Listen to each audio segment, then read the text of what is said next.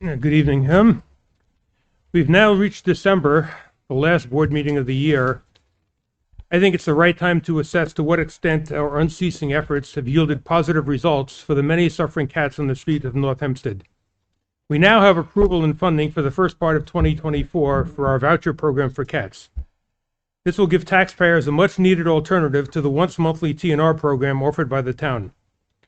As we know, this program was of limited use due to the possibility of inclement weather curtailing trapping the night before, or the simple fact that cat behavior and locations tend to be unpredictable, as we've all learned the hard way.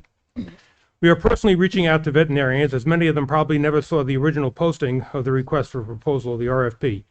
Yes, this program is a positive step forward, for which we are grateful, particularly to Councilman Lurie and Del Monte, which we recognize. It will also certainly require additional funding as the new year moves on. Mr. Center, I trust that you will support this along with the rest of the board to allocate whatever resources this most necessary program requires. It is also way past the time that something is done about our lack of a cat shelter. For those new to these meetings, North Hempstead is the only town on Long Island without a cat shelter. Our dog shelter is built on a landfill in constant need of repair. We have spent hundreds of thousands of dollars in state grant money plugging holes in the dire state of this shelter. They are waiting for paperwork to be completed to get the funds for 2023. They can't get funds in 24 because they can't do anything until the previous year's work is completed. I would be interested in knowing how much money over the years has gone out of our capital plan, towards this shelter, which is basically like putting a dam in the middle of the Atlantic Ocean.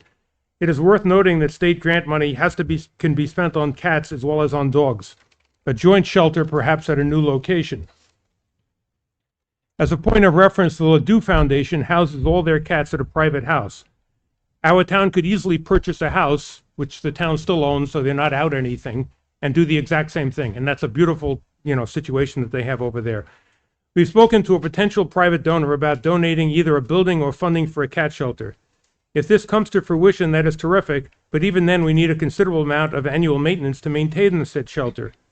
Somehow every other municipality has managed to find the political will to do the right thing, fund and maintain a shelter. I am confident that taxpayers will find the idea of saving the lives of innocent and suffering cats more worthwhile than some other rather questionable outlays of capital. Thank you. Thank you.